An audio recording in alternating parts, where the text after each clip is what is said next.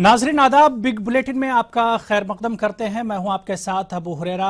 अदम रवादारी का मामला सड़क से अब पार्लियामेंट तक पहुंच चुका है। आज बिग बुलेटिन में इसी पूरे इशू और इसी मुद्दे पर हम बात करेंगे।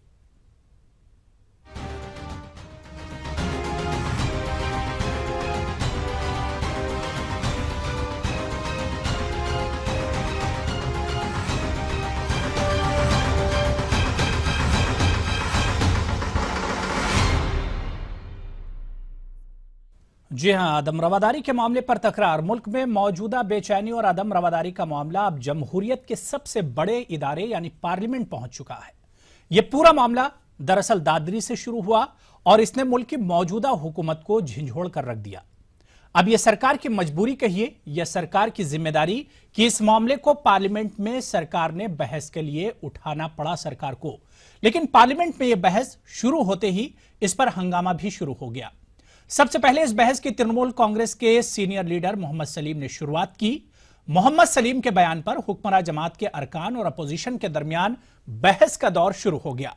हंगामा उस वक्त शुरू हुआ जब मोहम्मद सलीम ने अपनी गुफ्तगू के दौरान कहा कि इंतखाब जीतने के बाद राजनाथ सिंह ने कहा था कि 800 साल बाद मुल्क में हिंदुओं की हुकूमत आई है।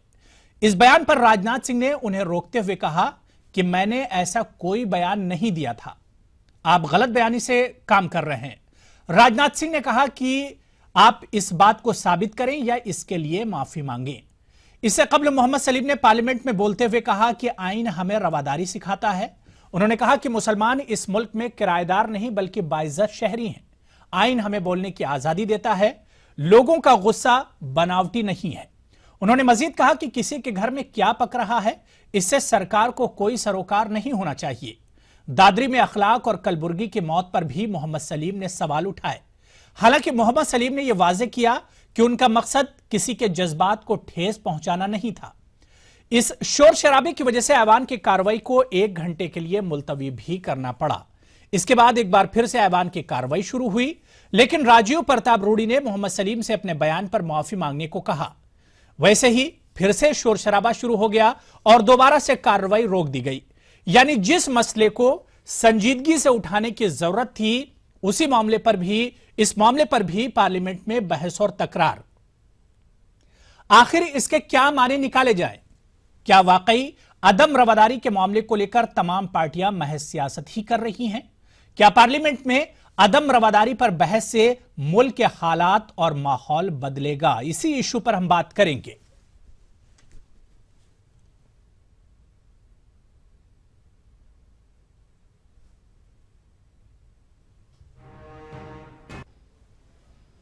दलित बच्चे का हत्या होता है, वो जांच करके देखा जाएगा।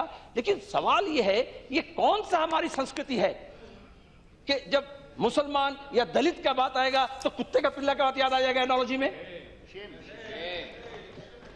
ये तो इंसानियत के खिलाफ है, ये धर्म का मामला नहीं है। राइटर हो, अदीब हो, शायर हो, अपना सम्मान पूरे जिंदगी का उसका कमाई वो वापस कर रहे हैं।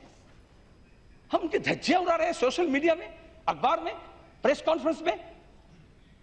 अरे हमेशा हर दौर में ऐसा हुआ है। राजा रजवाड़ा के दौर में भी हुआ, जब लोकतंत्र नहीं था। सब विदूषक नहीं होते, सब नवरत्न सभा के नहीं होते, सब घेरे हुए साइकोफेंट्स नहीं होते। आप टाइम स्क्वायर की आवाज सुन सकते हैं और इस टाइम की बात हिंदुस्तान में क्या हो रहा है वो नहीं सुन सकते। करंट अफेयर्स क्या हो रहा है। मैं दूसरे मंत्री के नाम से पहले गृह मंत्री से शुरू करना चाहता हूं। संविधान का मामला भी उनके डिपार्टमेंट का है। जब चुनाव के बाद मोदी जी सत्ता में आए, भाषण में क्या कहा गया? 800 साल बाद कोई हिंदू फिर से इस देश का शासक बना है। ये लोकतंत्र की दुहाई है, ये सेकुलरिज्म की दुहाई है, ये संविधान की दुहाई है। किसको इशारा कर रहे हैं?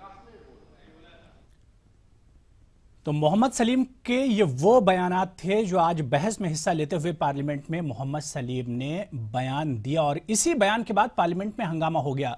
हालांकि कई बार पार्लियामेंट को मुअत्तल करना पड़ा, कई बार स्थगित हुआ पार्लियामेंट की कार्रवाई, लेकिन उसके बाद फिर जब कार्रवाई शुरू हुई फिर हंगामा हुआ और आखिर पार्लियामेंट की कार्रवाई एक तरह से मुलतवी करनी पड़ी। लेकिन सवाल यही उठता है कि जितना संजीदा मसला था आवाम को उम्मीद थी कि पार्लियामेंट पे इस पूरे मामले पर बहस होगी और एक संजीदा बहस देखने को मिलेगी, लेकिन जो मामला एक वबाल बना हुआ है पूरे मुल्क में, इस मामले पर भी हमारे लीडरान या हमारे रहनुमा संजीदा नजर नहीं आए। सवाल यही उठता है कि क्या पार्लियामेंट में अदम रवादारी पर बहस से मुल्क का माहौल बदलेगा? मुल्क के जो हालात हैं क्या उन पर असर पड़ेगा इस बहस के बाद? कानून कई तरह के इसके बाद फिर रिएक्शन भी आए और बीजेपी लीडर मीनाक्षी लेखी ने कहा कि कानून तोड़ने वालों पर कड़ी कार्रवाई होनी चाहिए, यानी कोई भी हो अगर वो मुल्क का कानून तोड़ता है तो उस पर कड़ी कार्रवाई होनी चाहिए। हालांकि कई तरह के सवालात उठ रहे हैं कि आखिर अदम रवादारी पर अब बहस हो रही है, क्या पुराने घाव कुरेदने से अदम रवादारी कम होगी या अदम रवादारी का जो मामला चल रहा है, जो इश्यू चल रहा है, ये कम होगा या फिर ये पूरा मामला और ज्यादा उछलेगा? सवाल कई तरह के उठ रहे हैं, चाहे वो इक्तदार में बैठी पार्टी हो या फिर अपोजिशन हो। जिस तरह से मोहम्मद सलीम ने आज अपनी बात को रखा और उस पर बरसरे इक्तदार पार्टी ने हंगामा किया, शोर शराबा किया, सवाल ये उठता है कि क्या इस पूरे मुद्दे को लेकर अब सियासत हो रही है? क्या बरसरे इक्तदार या अपोजिशन दोनों ही इस पूरे इशू को भुनाने की कोशिश कर रहे हैं? और सवाल यह भी उठता है कि जिस तरह से 1.5-2 माह से अदम रवादारी का मुद्दा चल रहा है, इशू चल रहा है, क्या अदम रवादारी के मुद्दे को अब तूल दिया जा रहा है? इस मुद्दे को अब बढ़ा चढ़ाकर पेश किया जा रहा है और इस पूरे इशू के ऊपर एक तरह से पार्टियां और जो लीडरान हैं वो सियासत कर रहे हैं। सवाल यही उठता है कि पार्लियामेंट में बहस होने से क्या अदम रवादारी के मामले पर जो बहस हो रही है, क्या इससे मुल्क का माहौल बदलेगा? तमाम खास मेहमान हमारे साथ जुड़ चुके हैं। बहुत जल्दी अपने मेहमानों का आपसे तारुफ करा दें। हमारे साथ डॉक्टर मोहसिन साहब बीजेपी लीडर हैं और इसके अलावा माइनॉरिटी सेल कर्नाटक के सदर भी हैं, और कांग्रेस लीडर अनीस दुर्रानी साहब दिल्ली से हमारे साथ जुड़े हुए हैं। इसी तरह से शफीकुर रहमान कासमी जो कि सदर हैं ऑल इंडिया मिल्ली काउंसिल के, हमारे साथ मेरठ से जुड़े हुए। अपने तमाम मेहमानों का बिग बुलेटिन में खैर मकदम करते हैं। सबसे पहले डॉक्टर मोहसिन साहब आपके पास आना चाहेंगे कि अदम रवादारी का मामला, अदम रवादारी या इनटॉलरेंट, असहनशीलता, ये तमाम अल्फाज 1.5-2 महीने से हम सुनते चले आ रहे हैं। अब जब पार्लियामेंट में इस पर बहस हो रही है तो पार्लियामेंट में भी एक तरह से अदम रवादारी का माहौल बन गया है। कैसे इसे देखते हैं मोहसिन साहब आप? अस्सलाम वालेकुम। आज का जो इंटॉलरेंस का जो मुद्दा अब जो चल रहा है जी, मैं समझता हूँ इंटॉलरेंस जो एक वर्ड है आजकल जो काफ़ी फैशन में है जी। जो भी देखो इंटॉलरेंस के वर्ड को लेकर काफ़ी सुर्खियों में आना चाह रहा है जी, चाहे वो कोई पॉलिटिशियन है या फिर कोई कलाकार है या कोई खिलाड़ी हो, सब इंटॉलरेंस के पीछे पड़े हुए हैं जी। और मैं समझता हूं कि इंटॉलरेंस को लेकर अगर ये मुद्दा पार्लियामेंट में अगर बहस के लायक मैं समझता हूं बिल्कुल भी नहीं है जी। अरे ऐसे कई सवाल हमारे सामने, हमारे देश के सामने ऐसी चुनौतियां हैं जी, जो हमें सुलझानी है। लेकिन आपकी ही पार्टी बरसरे इक़्तिदार पार्टी जो बीजेपी मरकज ने, उसी ने बहस के लिए इस पूरे मुद्दे को, इस पूरे इशू को पार्लियामेंट में खींचा है।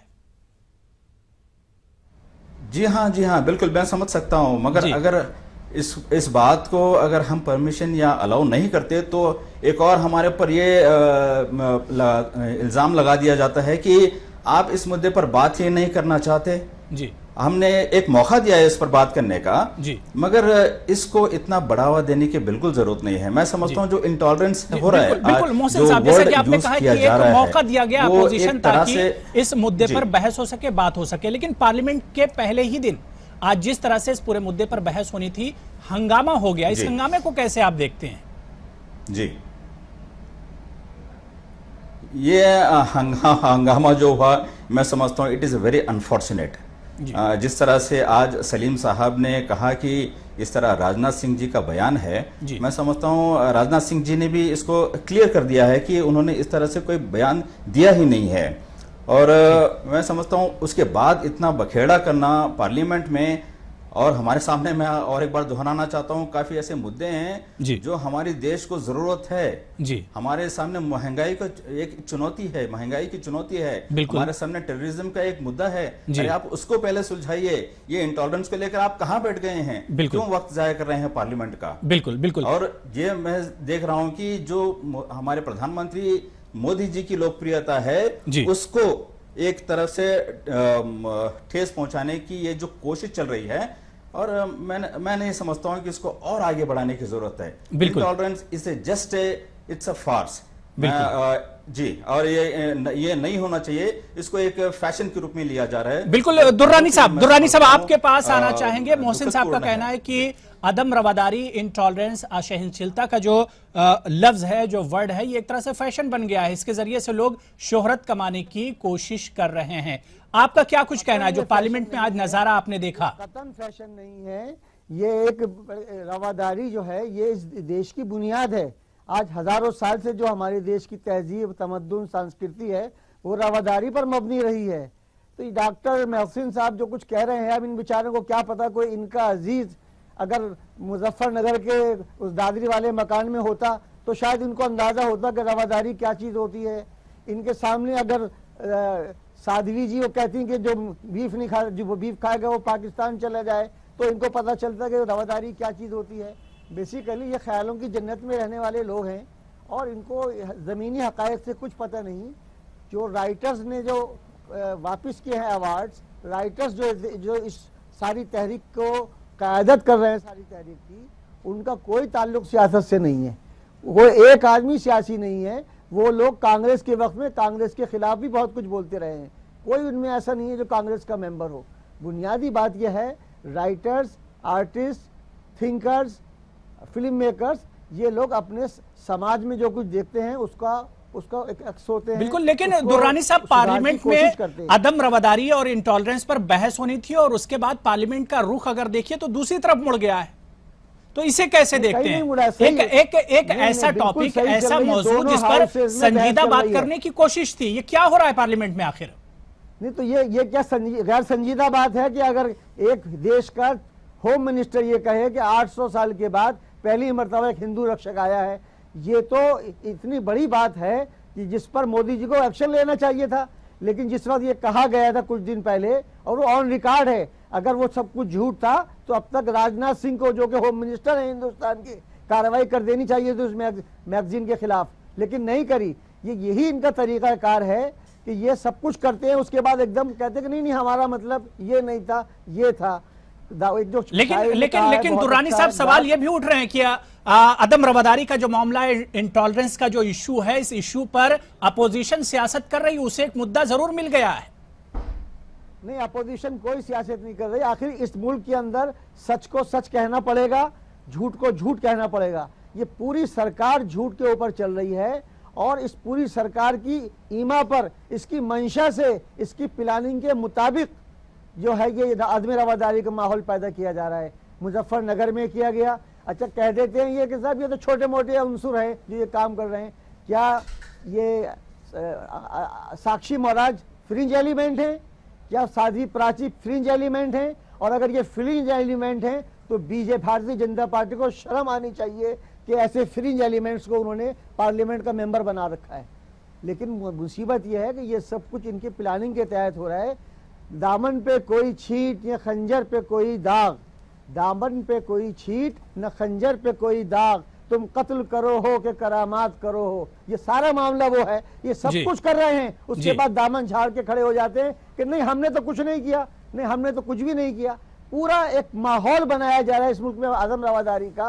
और खुद कर्नाटक में डॉक्टर मोहसिन जहां बैठे हुए हैं, क्या कसूर था कलबर्गी साहब का, क्या पांसले साहब का क्या मामला था? लेकिन दुर्रानी साहब, वहाँ हुकूमत तो आपकी है, कर्नाटक की बात आप कर रहे हैं, वहाँ हुकूमत तो कांग्रेस की है। हुकूमत किसी की भी हो, हुकूमत यूपी के अंदर भी दूसरी हुकूमत है। सवाल ये जिस किस्म के माहौल आपके लीडर पेश कर रहे हैं सारे मुल्क के अंदर, ये ठीक है, state and law and order, किसी हद तक लॉ एंड ऑर्डर का मसला स्टेट का होता है, लेकिन जो माहौल आप करने वाले कौन है? सारे लोग वही हैं जो बीजेपी से वाबस्ता हैं, सारे लोग वही हैं। मोहसिन साहब, बहुत जल्दी आपसे जवाब चाहेंगे दुर्रानी साहब के बयान पर। मोहसिन साहब।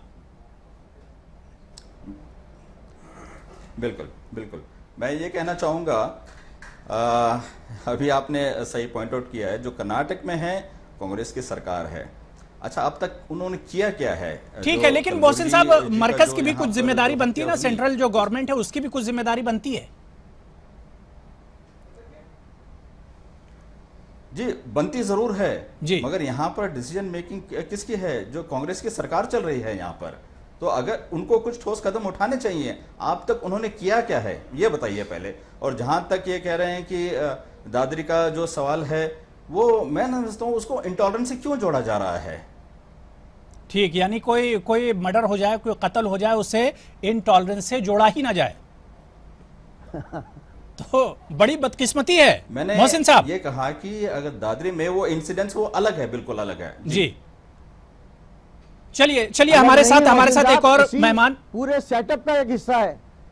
बिल्कुल दुर्रानी साहब आएंगे, इस पूरे मामले पर आएंगे। शफीकुर रहमान कासमी साहब आपके पास आना चाहेंगे कि पार्लियामेंट में आदम रवादारी को लेकर जिस तरह की बहस हो रही है, कासमी साहब आपको क्या लगता है कि मुल्क का जो माहौल है, क्या वो माहौल आदम रवादारी पर पार्लियामेंट में हो रही इस बहस से क्या बदलेगा? कुछ बदलाव आएगा इस बहस से? कासमी साहब। नहीं बदलाव इसके अंदर आना चाहिए जी। लेकिन अभी तक की सूरत हाल ये है, सियासतदान जितने लोग हैं जी वो अभी तक संजीदगी के साथ किसी बहस पर नहीं पहुंचे। जी। अभी एक मुद्दा तो उठा हुआ है और इस मुद्दे को जो सरकार है, हमारी बीजेपी की सेंट्रल गवर्नमेंट की सरकार, वो इस मुद्दे को दबाना चाहती है।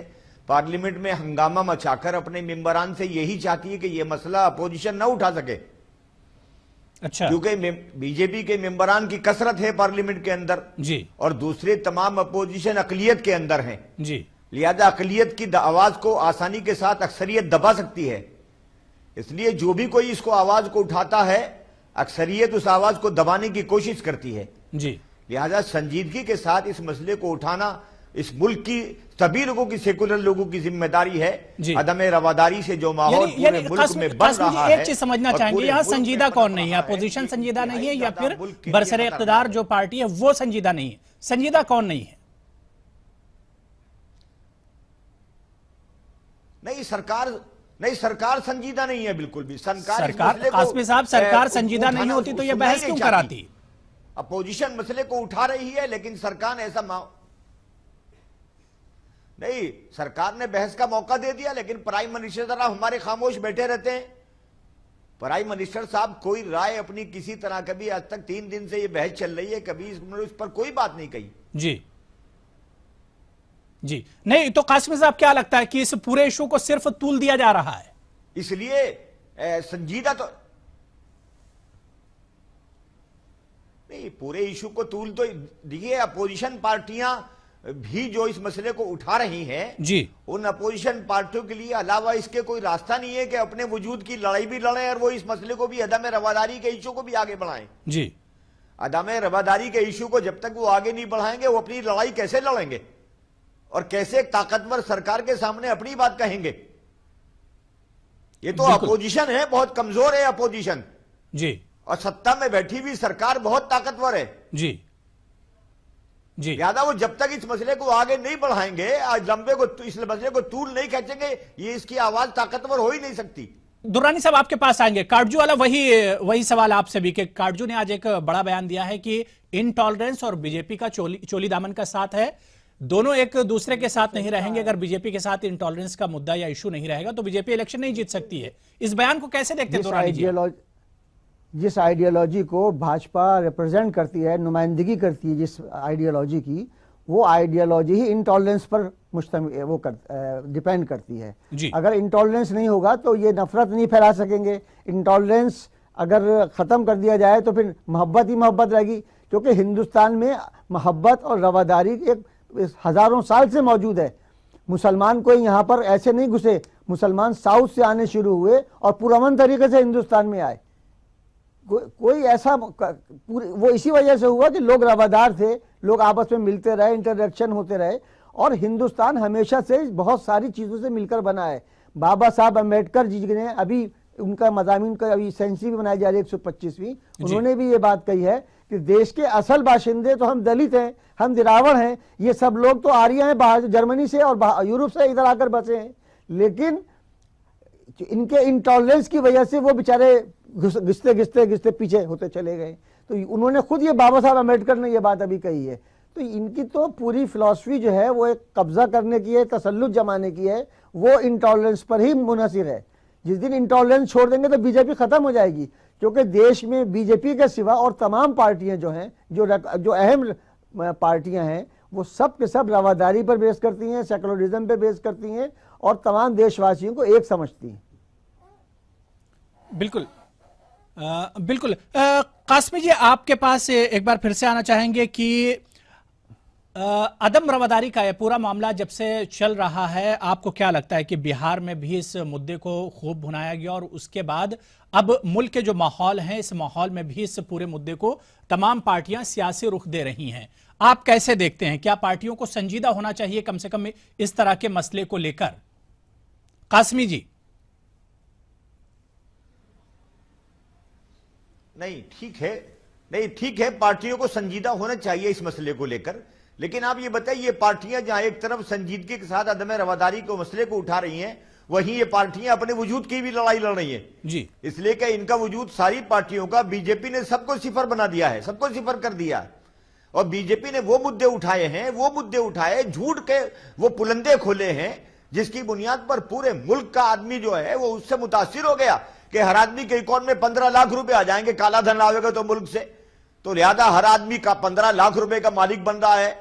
हर आदमी को जो है वो एक ऐसे सब्ज बाग दिखाए गए जिसमें सारे मुल्क के लोग मुब्तला हो गए जी। लिहाजा जब तक अब ये अपोजिशन इस मसले को आगे नहीं बढ़ाएगी, पूरे मंजर-ए-आम पर नहीं लाएगी, खोल कर इनकी खली नहीं खोलेगी कि बीजेपी वाले आरएसएस का क्या एजेंडा है और ये मुल्क में किस तरह जो है मुल्क में हालात पैदा करना चाहते हैं, उस वक्त तक ये अपोजिशन अपना वजूद बना नहीं सकता।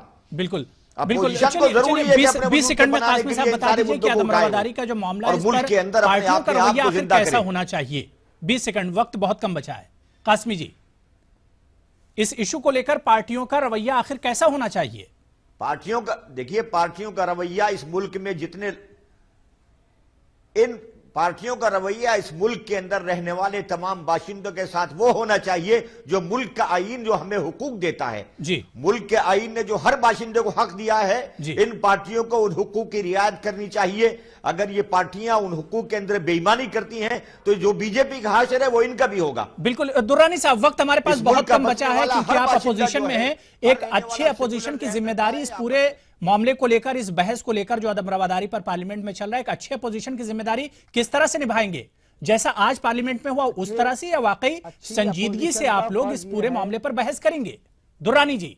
अच्छी अपोजिशन का फर्ज यह है कि देश का जो आइन है उसको ईमानदारी के साथ, पूरे खुलूस के साथ और पूरे तौर पर लागू किया जाए और उसमें जो भी तमाम चीजें मुंदरज हैं आइन के अंदर हमारे, उनके ऊपर अमल किया जाए। सिर्फ खाली वो किताब के उस आईनी किताब के अंदर न रखा जाए और कोई भी हुकूमत हो, मौजूदा या उसके आने बाद में आने वाली, क्योंकि ये तो काट की हांडी जो कासमी साहब कह रहे हैं एक बार चढ़ गई, ये बार बार नहीं चढ़ेगी। बिल्कुल। मोहसिन साहब भी हमारे साथ दोबारा जुड़ गए। मोहसिन साहब, अदम रवादारी के मुद्दे पर जो पार्लियामेंट में बहस हो रही है, आखिर किस तरह की बहस हो कि ये मामला मुल्क से धुल जाए, खत्म हो जाए, जो जिन बोतल से निकला हुआ है ये कम से कम बोतल में फिर से बंद हो जाए?